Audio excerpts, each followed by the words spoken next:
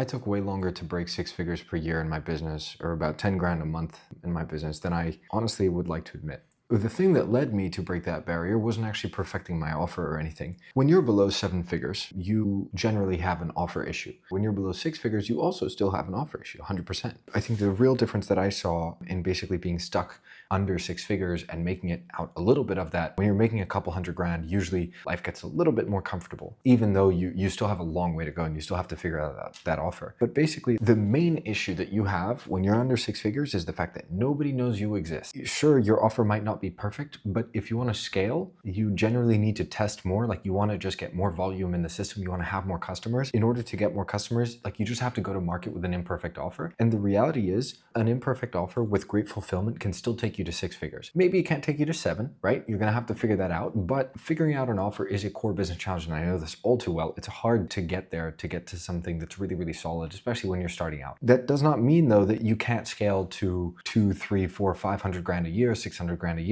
when you don't have an offer that's completely sorted. I know this because I managed to do that. And I realized that now, I realize looking back, that the thing that kept me kind of below that threshold for longer than I wanted, like, I think I spent like the first year and a half or so not really consistently averaging above 8 grand a month, which is 100 grand a year. The thing was, I just wasn't promoting enough. And when I say this, what I mean is, like, if you're below six figures, it's because nobody knows you exist. You have an imperfect offer, that's fine, but you need to promote your stuff, because nobody remembers your business. That's why they don't engage in your services. People have goldfish memory. Everybody's got their own busy lives. If nobody can remember that you exist or what you do, there is zero chance that anybody's going to engage with you for anything, any service or product that you sell.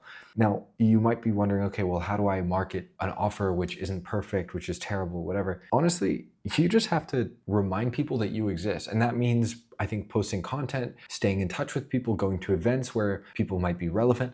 All these kinds of activities are helping you to stay relevant and just get in front of whoever you think might be your ICP. It doesn't have to be perfect, but you need people to know that you run this business. Even if you're not 100% sure, even if you're still figuring out what exactly you want to do. I was running a software agency and I was so generic. I just did kind of app development services, and it's very, very broad, and nobody can really pinpoint exactly what I do. And I'm now moving away from that, getting into a very niche offer, especially around AI assistants and things like that. But until you find that, still, you just need as many human beings as possible to know that you do app development or whatever it is that you do. Like, if you do video editing, it's fine. You just need more humans on the planet to know that you exist. If I ask you this question, which is, how many people could actually tell me what you do and refer me to you if I needed, let's say, app development in my situation? When I asked myself this question, honestly, the answer was, I think, like about 20 people, maybe 10. There is 10 to 20 humans on the face of the earth who could tell you at that point in time, who could tell you that I did app development. And so it's like, of course, you're gonna get stuck. Nobody knows you exist. Nobody remembers you.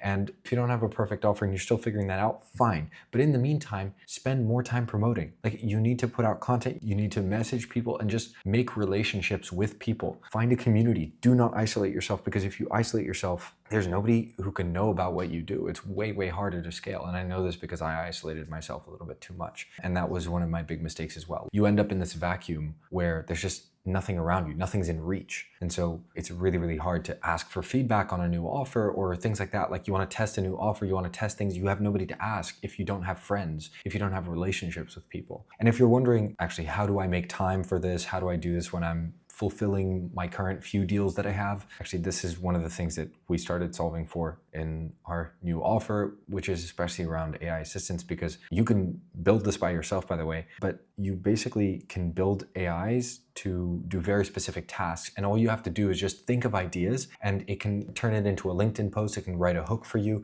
It can help you make short form stuff. You can add basic captions nowadays for, I don't know, like $50 a month. You can get Opus Pro, or that service that does automatic captions, and you can trim it out a little bit. It doesn't need to get fancy, but you need to put stuff out there to tell the world that you exist. Otherwise, nobody will remember you. I think for a lot of people, it's a mental barrier. You have to get over it. You're not going to scale until more people know about your thing. Doing cold outreach doesn't count as telling more people, because if somebody sees your email and deletes it right after, they're not remembering your name. And so you've added net zero people on the face of the planet who know what you do. And so you need to focus on the number of people who understand a little bit about what you do, who could give you a referral, who could be like, hey, I think you do tech. I don't even know exactly what you do. My friend needs tech, you do tech, you guys should speak. At least that is enough to get you a couple deals. The reality is, if you don't tell enough people, you're never gonna get anywhere. I wish I could hammer this lesson into myself sooner, so I'm making this video as my little attempt. Also, I wanna add here that an imperfect offer is always a challenge to scale with, but an imperfect offer with great fulfillment can still absolutely take you pretty far. Because if you just do right by your clients as much as possible and they keep coming back to you, you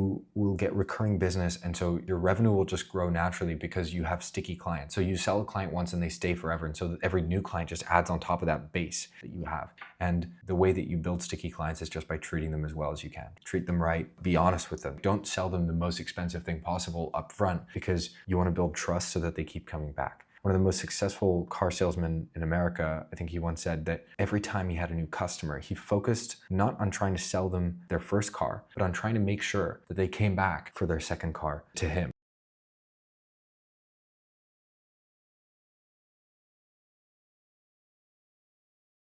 And it has almost the same things that you need. It's about building trust, and you can have great fulfillment while you have an imperfect offer. You can have pretty good marketing while you have an imperfect offer. You can't make the most precise messaging, but you can still promote and just tell people that you exist and just make relationships. That's really what you have to do with a great service. Even if your service is all over the place, as long as you take care of your clients and you tell people that you exist, 100% you will get deals, you will get money, you will get clients. And then over time, you can speak to more and more clients and you can start asking them, hey, what do you think of this offer, of that offer? Like, then you can start testing things. But until then, don't be quiet about what you do. That was the biggest mistake that I made when I started, especially in my first year. I didn't tell anybody because I didn't put time into it. I procrastinated it. It felt unfamiliar. I felt embarrassed about like putting stuff online. Skip that whole phase. Save yourself a bunch of time. There's no good reason for you to do what I did. So breaking that barrier, if that is something that you are stuck on, it really just takes a little bit of more promotion and taking care of your clients. Like, these two things are basic. They are very easy to do. You don't need to figure out a perfect offer. It doesn't need to be 100% perfect. Just take good care and promote, promote, promote. This will get you there. So if you're a business owner who's stuck kind of under 6 figures, I really hope this is helpful for you. Yeah, feel free to comment any questions. I'll reply to as many as possible.